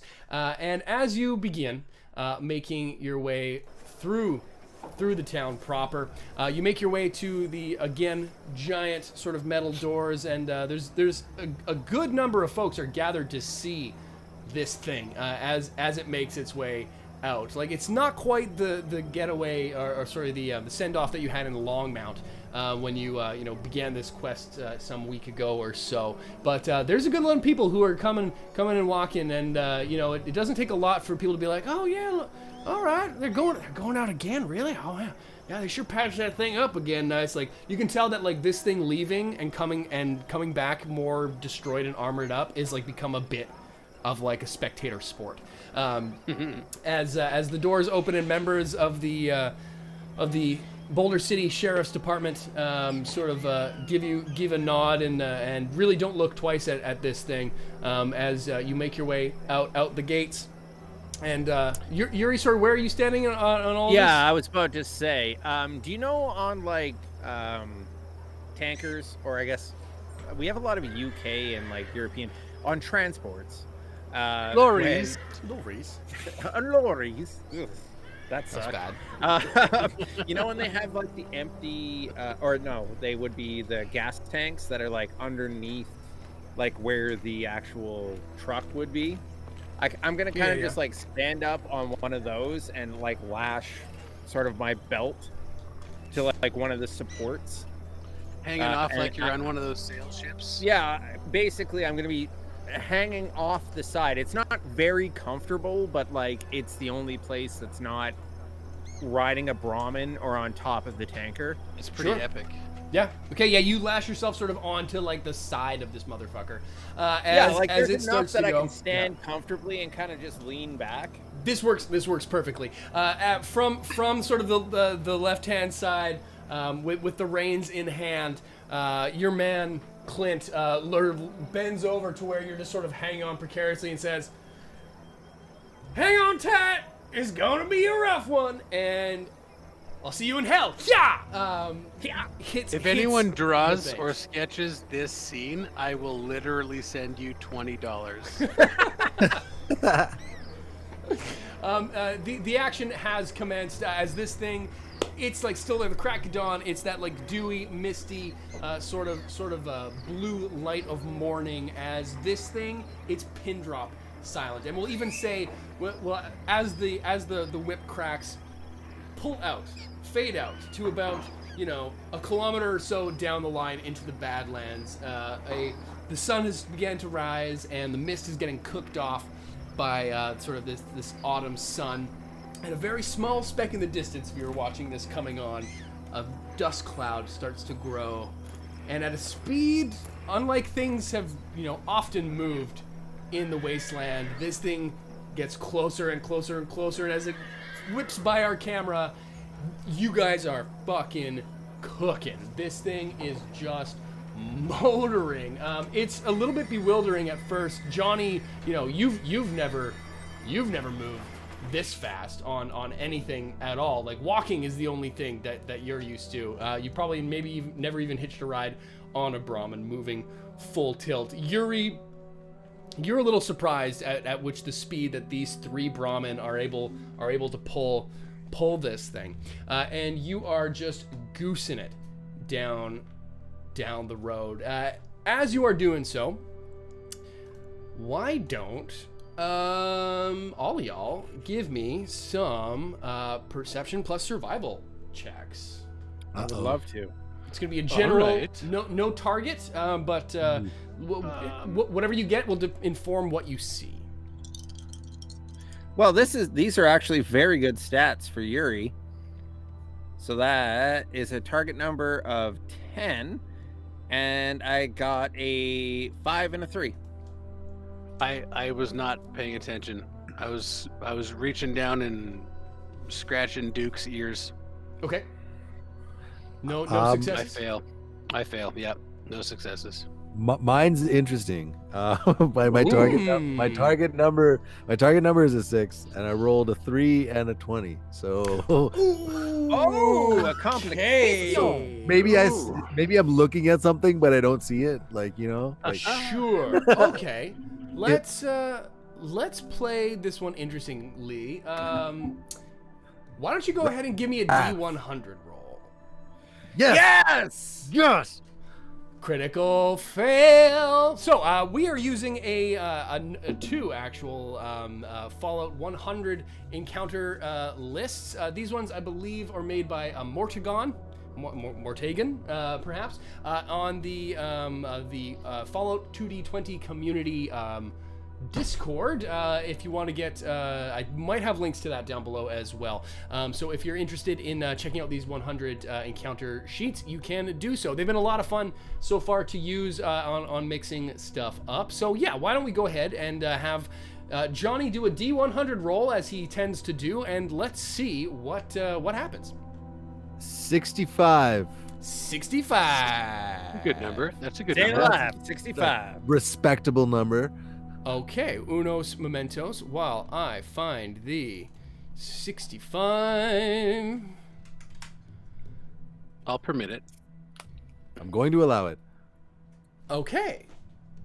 Interesting. So you critical successed and you critical failed, correct? Well, my target number was 6, and it was just a regular success. It's not a tag skill at all. It was a regular success. Okay, Grant got no successes, so he doesn't see anything. And Yuri, you got 2 successes? 2 successes. Okay, so here's what happens. As you guys are barreling down the road at like this crazy rate of speed, it's fair to say that anyone or anything in the area may have been aware of your movements as you're shooting down this longer sort of rural route. About halfway through your day's journey, you find yourselves moving very fastly through the remains of, I wouldn't call it a small town because you're still on the outskirts of Boulder itself, so it's part of the Badlands, what would have been, the real Boulder City back in the day. But it is in a much more rural area. But as you're making your way through a particularly sort of more urbanish spot of this winding road, you Yuri, are the one who sees it first, in the form of a few tall buildings, which looked to be in better shape than others.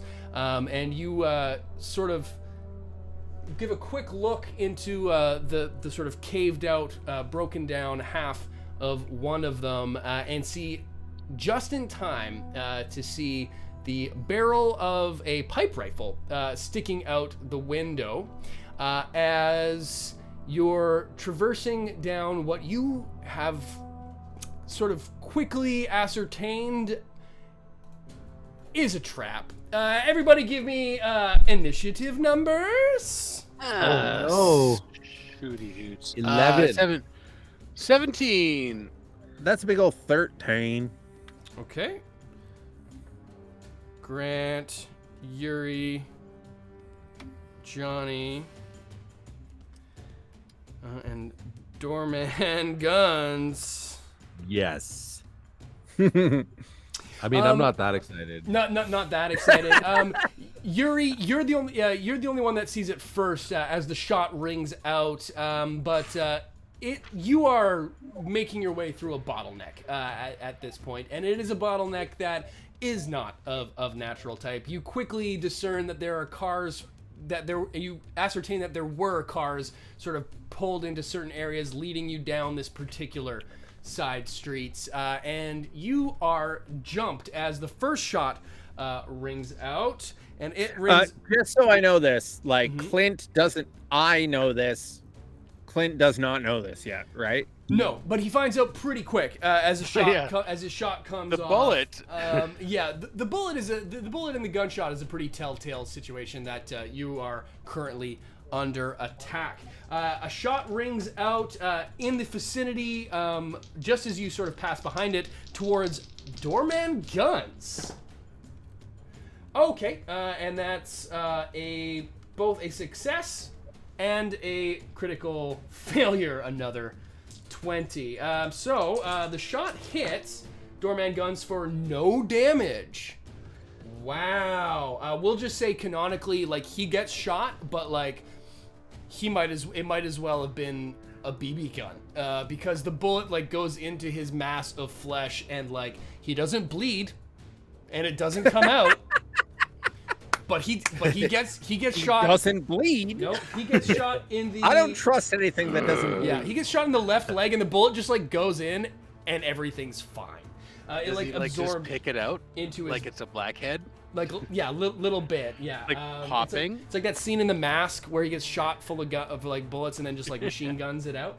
And we'll say for the critical failure, the next shot that comes your guys' way is going to be a little bit harder to hit. But that was the first opening salvo, and with that, it is Grant's turn. Grant, you quickly now ascertain that you are moving at a very fast rate of speed. Picture, if you will, about 3 city blocks worth of sort of small town buildings, and there are raiders in. You are seeing every window in this place chock-a-block full of dudes and guns pointed out at you. I don't like raiders at all. I don't like them. I don't like him. Seems ironic. I'm gonna drop. Well, okay. I was a mercenary, not a raider. There's a difference. It's a thin line, but it's there. Okay. I'm gonna drop down so I'm prone. Okay. Is that a minor action, or just can I like drop down? It would be a minor action indeed. Okay, I'll use my minor action. The fact that someone shot, do I know where it came from? With the Doppler effect, because we're moving so fast. Never mind. That's too much. Too much. No, not your turn. Shut up. The shot comes from, I guess, in front of you. If you're looking at the back of the tanker, the shot came from in front of you. That specific shot, but a quick sort of, check your six. You realize that like there's a lot of them. Pretty much. Do I see any raider? you see a multitude of raiders. We'll say for the sake of this encounter, you're more or less just trying to reduce the amount of damage that this tanker takes, and try to get out of here without you're moving. The only question I wanted to know was, do I see a raider? The answer is yes. You see multitudes I'm of shooting raiders. the raider in the face. I would like to buy 2 dice, please. Okay. So many. He has so many dice. I have so many dice. You only A need to... raider. Yeah. A raider is going to get shot in the face. Okay. I don't care. I didn't which ask raider. you how many dice you have. And I didn't ask how many dice. I the said I raider cast had. fireball. Okay. I said I cast fireball. I want all the bacon and eggs you have. Wait. I'm concerned that what you heard was I want a lot of bacon and eggs. Yes. Okay. My target number is 14, and I have 2 successes. It's a tagged skill, but I also have a fumble. Okay. Interesting. Fumble. So, But I get to re-roll one of them because of cautious nature. 'Cause of so cautious may I nature, re-roll that one, yes. please? that's the one to I like reroll. cautious nature. It's Yeah. very helpful. It doesn't pass, but it's not a fumble. But it's not a fumble. We'll take it. Roll. Someone's getting shot in the head. that beautiful bean footage. Roll me 7 damage dice, please. So many. Christ on a cracker. Hey man, this is a scoped hunting rifle. What you want from me? It's a 308. Okay. Tell me Gooper. how dead he is. I don't care how many thick head pieces they had on, but that's not words. But 1, 2, 3, 4, 5, 6, 7, 8, 9, including 3 of which are piercing. So Okay. 9 damage, 3 are piercing. Okay, yeah. So good enough. So Okay. yeah, you wheel around. Actually, we'll say we'll say that from whence the first shot came, another shot goes firing right back, and you Right on back and at you ya. see and like a full-on Wilhelm scream, "Ah!" as this guy just like topples out the building and like corkscrew spirals down and like thump, hits like while spinning hits the roof of a car and falls down dead. Can I have a one-liner? Always. Return to sender. Boom. Ooh, ice Return cold. to sender. As that Address shot. Okay, unknown. that's my turn. Yeah, Next, that's go. good. Doorman Shoot Guns, these bastards. Doorman Guns pulls a fucking piece of shrapnel out of his leg like it ain't no thing. We'll say for the sake of this encounter, there are a grand total of 9 raiders that you can see. There were 9. There are now currently 8.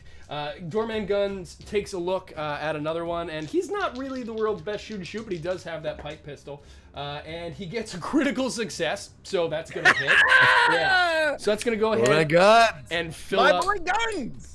an action point. Oh, actually, he generates an action point to your pool. I'm gonna say that NPCs generate action points to your pool as well.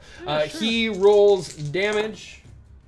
It's okay. He does some damage to the group of raiders. He doesn't take one down, but they do go down.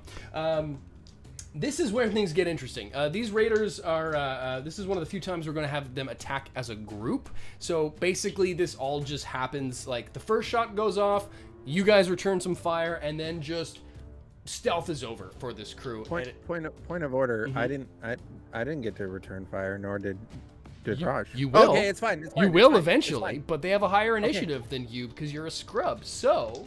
Oh, It had son of a initiative. scrub. Yeah, so that's a hit on. That's a hit on Grant, as well as.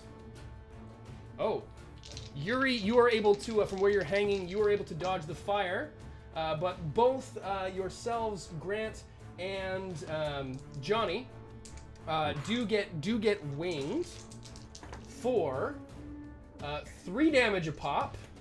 Grant, you take a shot to your left leg, and Johnny, you take a hit to the torso. Oh, okay. So if I absorb 2, I'm taking only 1 damage. That would be correct. Not so bad. Calculate your armor values. Not so bad. Not so Johnny bad. is unfazed. Johnny Yeah, takes. is that all you got? Yeah, it hits you and like knocks you like back into the tanker, and like you take more damage hitting the tanker than you did from the bullet. Like it smarts, which now puts us over to Yuri's turn. Okay. Are any of these fucking idiots clustered together?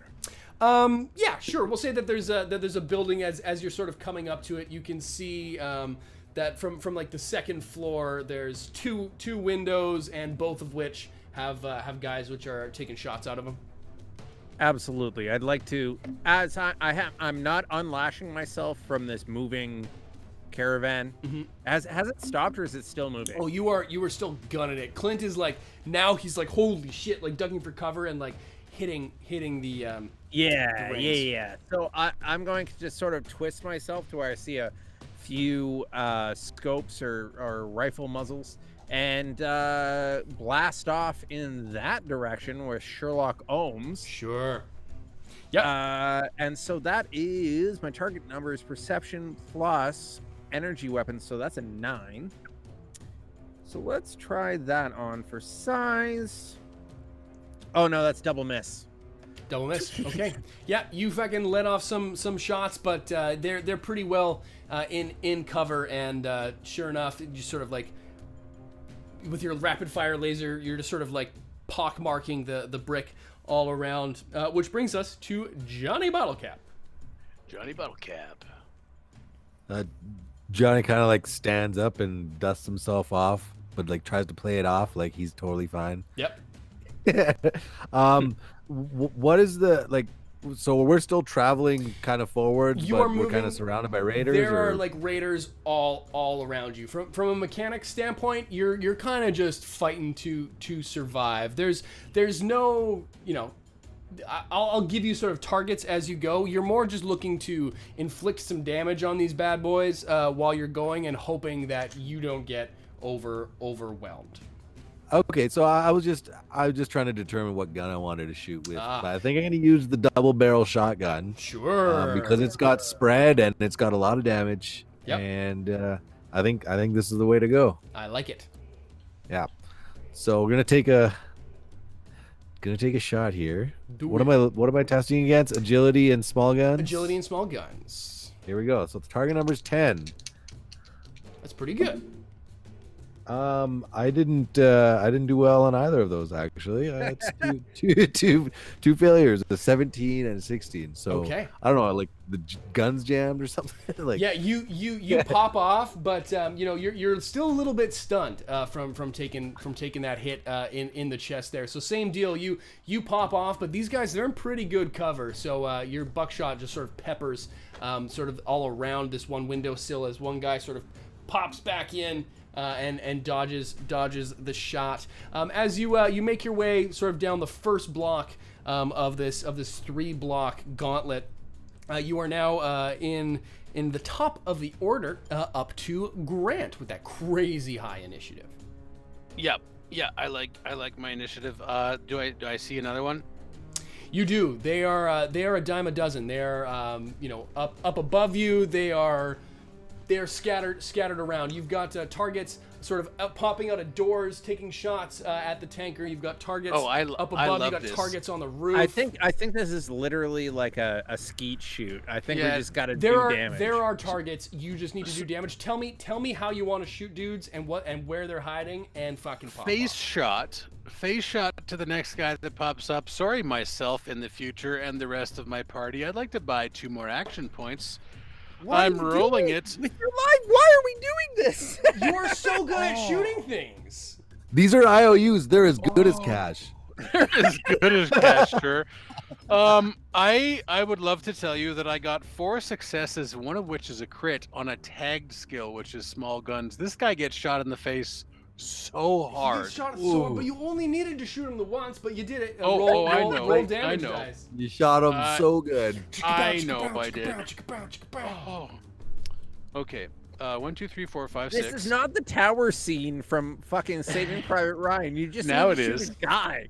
No, I'm shooting him so good in the face. Very Very So good. 6 damage plus 3 effects, and my effect is piercing 1. So I think 9 damage, and screw his armor all to hell. Yeah, no, Ooh. it's super dead. Yeah, one of these guys pops over and like he's just got like a pipe, like 38 revolver and like full on like wasteland garb, and you can see as you're sort of just passing by Grant from above, you just peg him, wham, and like take him off, and like that head just again just pink mists, and you see clear enough a black tattooed band all around their necks, around his neck, which you recognize as the Telltale initiation tattoo of the Ringneck Raider Gang, and there's one.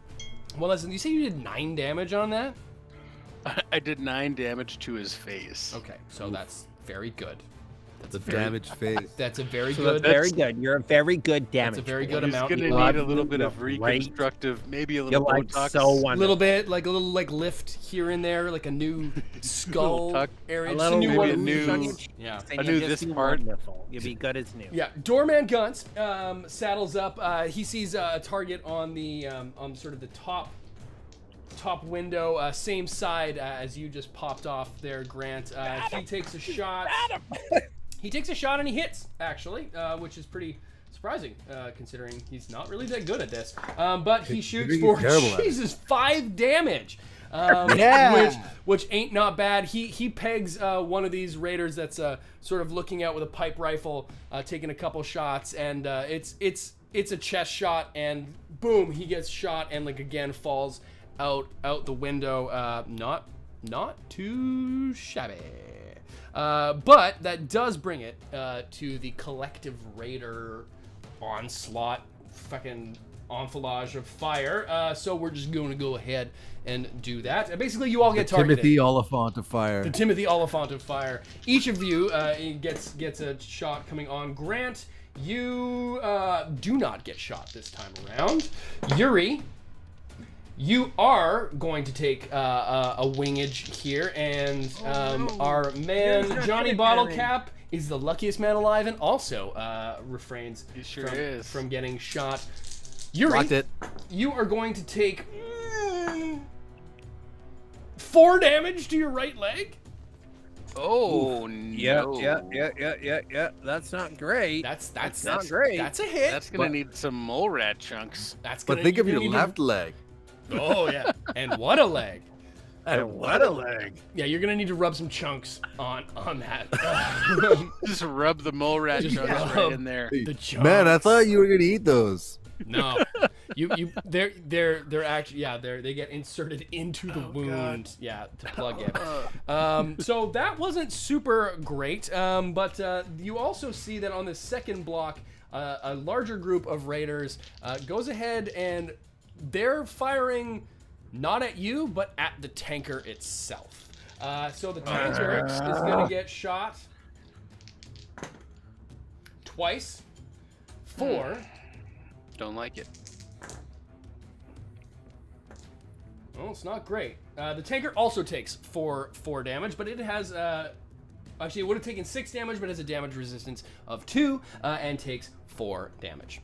There you go. It is now back to Yuri. Yeah, Yuri's gonna groan and go, "Ugh," and kind of like grab, because I'm hanging off of it, grab my left leg and try to staunch the green blood that's coming out of it. Green blood. And raise Sherlock Holmes and just burst out another 10. Yeah, it's 10. Okay. And that is a 2 and a 7. Okay. So that's So that's a double success. That's still a success. We're gonna you now have a singular action point in your pool. So why don't you go ahead and roll me some damage? Sure. Are you gonna juice it up? Oh no, energy weapons is a tag skill of 1, so I needed a 1 to do it. Never mind. Okay, yeah, damage. There's 3 damage, and fuck these guys. I have Fire rate 16 of ammo on this 3, thing. I'm yeah. gonna burn 2. Okay. So 14. So I get to add 2 more combat die, and that's 2, 3, and a nuclear explosion. So that's 3 damage in an area, 4 damage in an area of effect.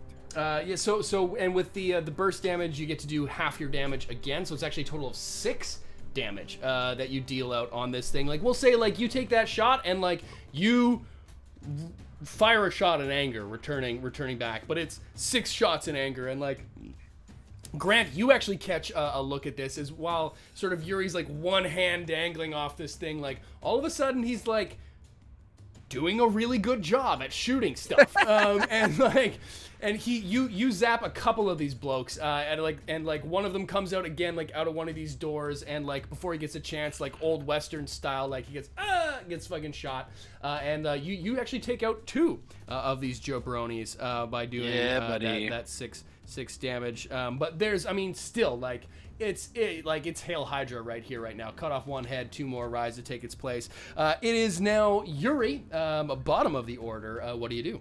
No, sorry, not Yuri, Johnny. Forgot who I'm talking to. Oh yeah. Let's try that again, maybe with the shooting. We're gonna swap out the dice as well, because that was just horrible. Burn those dice shame, baby. Yeah, you're out. All right, just taking a shot with the shotgun again. Shotty too hotty. Target number is a 10. That's pretty good. And that is 2 4s. So that's 2 successes. Double successes. Okay, so there we go. You guys are finally getting some action points in that pool here. Not too shabby. You now have 2 from which you can pull from. So that's going to be a hit. Why don't you go ahead and roll me that beautiful bean footage? Roll me damage. I think there's, here we go. 5 or 6 damage. 6 damage. 60 dice. Hit me. This is going to be good. So I rolled on D6s. So I got 2 1s, a 3, 2 4s, and a 6. Okay. Not the greatest in the world, but you do another 3 damage. One of these, you again sort of like, you reload the double barrel, and like now that same guy who dodged your buckshot, he gets the shot this time around, and you connect. Maybe not enough to put him down, but he's probably out of the fight as you deal another round of damage to one of these raiders. As Clint again is yeehawing this thing through to the last block of this ambush, you see that the road is pretty narrow and tight. This is sort of the end of this line, so things are gonna get pretty heat up in this bad boy. Grant, it is your turn. What would you like to do? I think you He wants know to stop exactly. buying fucking dice. Is what he wants to stop Okay, doing. I'm gonna not buy any more dice. Is what I'm gonna do. I'm gonna shoot 2 successes. So you tell me whose face is gone. Yeah, absolutely. There is a guy up on the roof of like way down the line, probably like at the end of this bad boy. There's way more guys up on the roof at this stage. Some snipers, if you will. And Snipers. Would you describe him? Would you describe him as currently having a face? I would describe them as currently having a face, but we'll see what these damage dice Do they have to identify do. as faced individuals? Because Yeah. Yes. This one guy, let's name him Colin. He Sure. has 1, 2, 3, 4, 5, 6 damage to his face. Colin had a face He had a face. in the not Had a not so face. recent past. But Colin Had a Face, the new album by Godspeed You, St. Louis. by Godspeed you, It's St. the- Louis. It's the, Yeah. it's the #1 single we just launched. Yeah. Colin had a face. Colin had a face. Colin had a face. Colin had a lot of things before he got blasted. Colin had a lot of things going for him. The He one was going thing, back the one to thing he community I had a doesn't face, have- which was nice. Yeah, the one thing he doesn't have anymore is a will to live, because he's definitely gone. That's gonna tap it for Colin. That's a season wrap for Colin. That's a season wrap on Colin there. He gets blown away. There's the amount of raiders of which that you are just popping off with. rifleman is giving this crew pause. Some of them are scattering and starting to run for the hills, but some of them are getting more emboldened by this. As we go to Doorman Guns, who again is going to take an aim. It's gonna be a little bit harder. Did you say they're getting emboldened? They are. They are getting. Some of them are getting upset. Some of them are running for the hills. The ones on the ground. Can we Photoshop math symbols around my face? Like, wait a minute. Interesting. At the end, sort of this gauntlet trap that you found yourself in are sort of what one could assume are some of the more higher ups in this gang, who are literally higher up on the roof, and are taking some shots. But sort of the cannon fodder guys on the ground are scattering for the hills. So Doorman Guns, seeing not many targets of opportunity, is going to be a little bit harder for him to hit this time. And he gets a success and a critical fail. So he's going to miss his shot because it was going to be a difficulty 2 attack. And he unfortunately crits. That pipe pistol of his is going to need some repairs. It wasn't in great shape to begin with. You guys got this off a bunch of janky super mutants. So it basically like pulls the trigger and looks like a bunch of like pins and like springs and parts of it just like fully like it Looney Tunes. The end of it just Looney Tunes out. It fucking Looney Tunes, and it's for all intents and purpose unusable until it gets. Is it junk now? It would be up to you whether you wanted to junk it into junk or if you wanted to spend some junk to repair it. Yeah, fair enough. Okay, but it is no more basically. Let's call it junk then. It's junk. Add one unit of 1 unit of junk is regular going into Yuri's. Regular materials or whatever it is. But that unfortunately leaves it to the Raiders, who are going to fire with a little bit more fervor on the last block here. That's Urban fervor, the rural juror. The rural jurors. The Ermin, Lerman, Merman murder. That is both a 6, which is a hit, and another fumble on these Raiders, which is going to be interesting. It's always been fumbles. So that's the first shot. And that was the shot against Grant. So Grant, you are going to, because of the fumble, counteract that success. Lucky you. On the other hand, we've got a hit against Johnny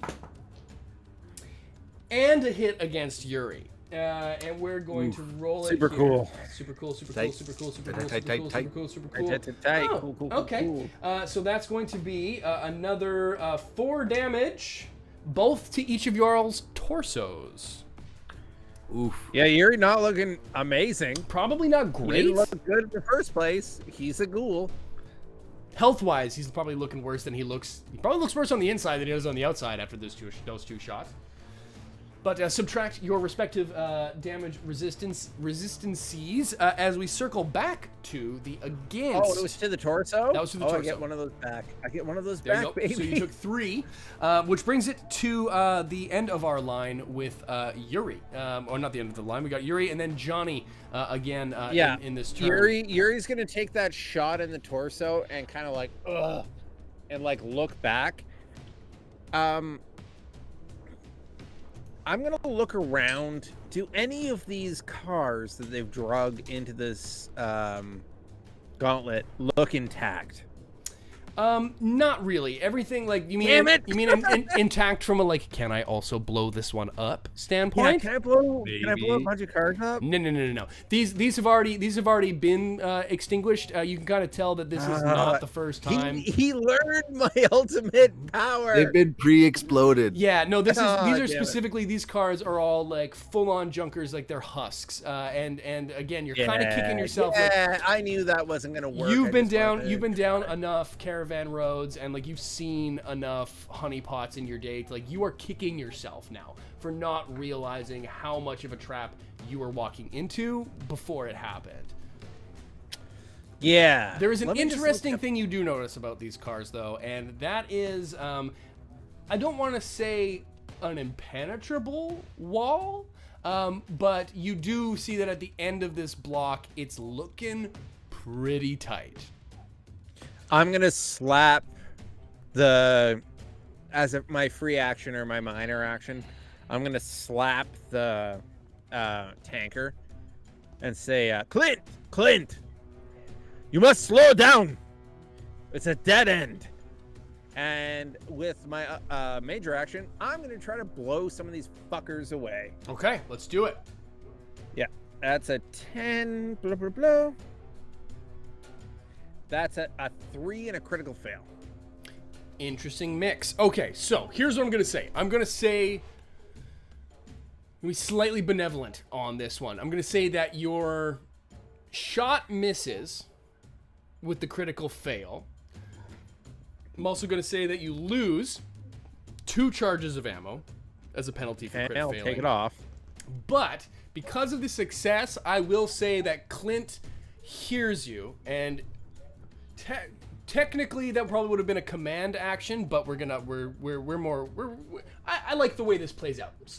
Rule of cool. Rule of cool. Rule of Rule of cool. cool. I'll say with the success, you give him a command, so to speak, to slow down, but the shot itself misses, and you burn some ammo out of. I burn my 2 ammo. You burn 2 ammo, which brings us to Johnny Bottlecap.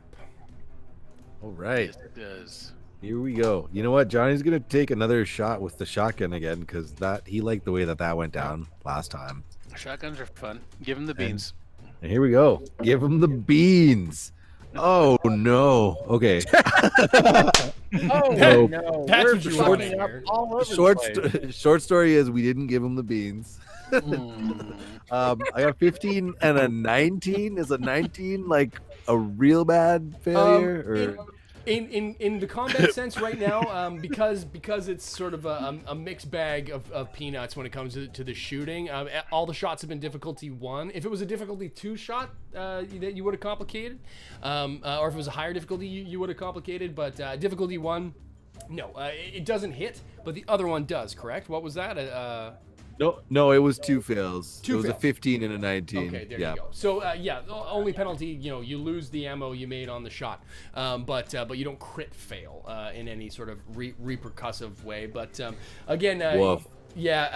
we'll chalk up the miss to Clint sort of reefing on the reins as he finally he's been just ducking fire and just like giving hell on the Brahmin. He's hell on wheels, man. He's hell on wheels, but he snaps to and sort of pulls things down, and there's not much of an option to either sort of get off the beaten path or try to charge through this thing, and I will leave it up to committee. You have 2 options. You see a fork left? No. I like it better that Johnny, who's next to him, because Grant is on the roof. Okay. I'm on the side. It has to be Johnny or Duke, who's in between them, to decide what the fuck to do. Okay, well, Duke is a dog and not a player character. So Duke's good. Well, hold on. Duke outranks me. Everyone knows that. You look to Duke, General. Yeah. Okay. All right. We will leave more it. stripes than I do. We will leave it to Johnny. You have the option to either try to duck around this thing and take your chances on whatever might be down the dark and twisted alleyways of this portion of the outskirts of the Badlands, or do you want to punch it, Chewie, right through the wall? What's the move? What's the young, reckless Vault Tech dweller gonna choose to do? He's gonna plow through. Let's keep on going. Let's give her hell. As you yell out to Clint, give her hell. Yeah. He sort of looks at you a little bit nervously. All right. You only live once, right? Yeah. Technically, hits the rails as this thing goes barreling towards this stacked up wall of pre-war vehicles. And just as the Brahmin approach the edge, we fade to black, and that's where we're going to leave it off for this episode. My friends, thank you everyone so much for watching and for staying tuned through this episode and the beginning of the Furry Road side quest arc, which has led our heroes to a bit of a pickle. Again, thank you so much for all the new faces, and old coming in. We got Corbin Bear, Fat Boy, that's a great name. It's almost like a fat man, but a little bit different. Capricious Nature, thanks for tuning in and coming back. Jonathan Pittman again as well. I'm glad you were able to check in and make it. George Keith, it's always a pleasure, and so many more. And congratulations to Vault Viking for winning the final copy of Thank you, Vault Viking. our Yay! digital Fallout Yay! 2D20 role-playing game digital books. We will have some more giveaways for you folks down the line, but of course, if you do want to increase your chance of any WGNR giveaways, then why don't you head on over to our Patreon. You can become a named character in a future video, as well as all kinds of extra bonuses, including voting rights for where our content goes next. If you want to get some WGNR merch, you can find us on Streamlabs. There's links to that down below as well. And of course, if you just want to come and say hi, just join our Discord or follow us on Instagram. We're having a ton of fun with this project. We're sort of kind of getting near the end of this first arc, I guess I'll call it, where we go from here. Who's to say? But we're going to be back in 2 weeks, which I believe my math puts us at the 9th of December. The following one after that falls pretty short to Christmas, so stay tuned as to whether or not we'll be moving that stream here, there, and everywhere. But I think we've been talking about another special holiday I episode. would absolutely love to run an Overseer special. Yeah, so we're gonna do a holiday special at some point. It might be a pre-canned episode, not unlike our Escape from Vault 666 episode, which you can of course check us out on YouTube and get back to all the great stuff that we've got going through this campaign. But there will be a holiday special coming out sooner than later, and the plan right now is to have Justin running that game as Overseer, and I'll get to play, which is super fun because I actually get to play. I haven't got a chance to play a character other than the 16 characters per fucking episode that I play in this thing.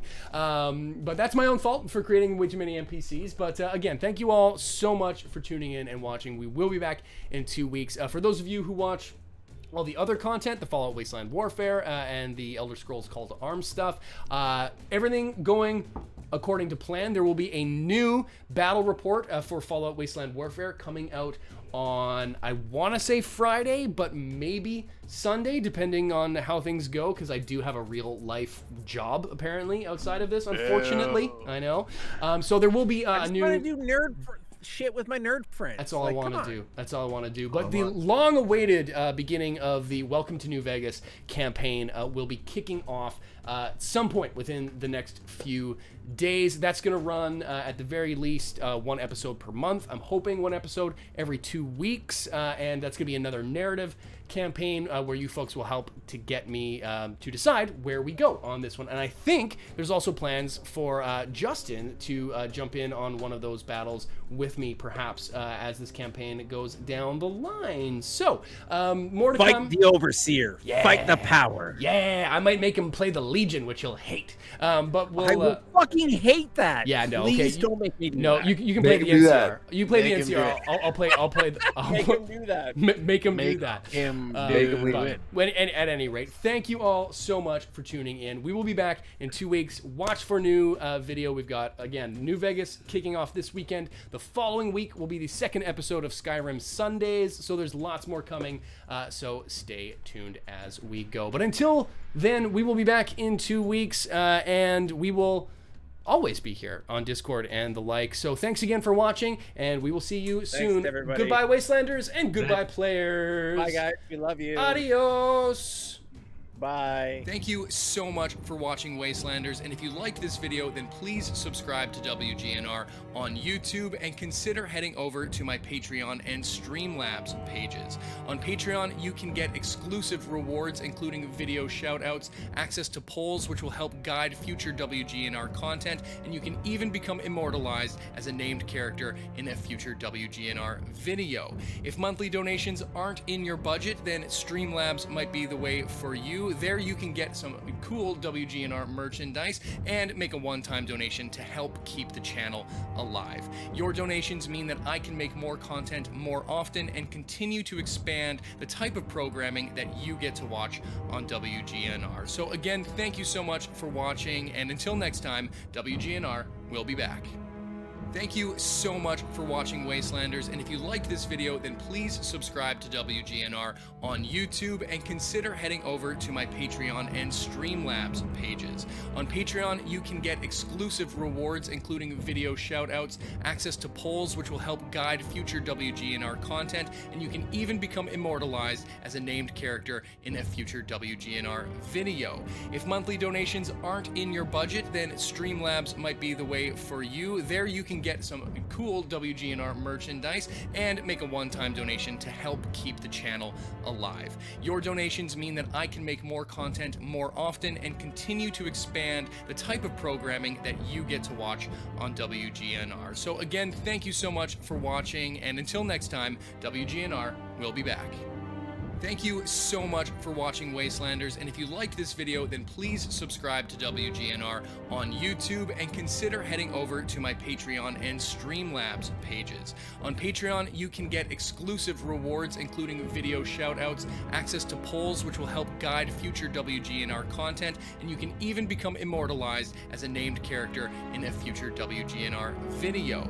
If monthly donations aren't in your budget, then Streamlabs might be the way for you. There you can get some cool WGNR merchandise and make a one-time donation to help keep the channel alive. Your donations mean that I can make more content more often and continue to expand the type of programming that you get to watch on WGNR. So again, thank you so much for watching, and until next time, WGNR will be back.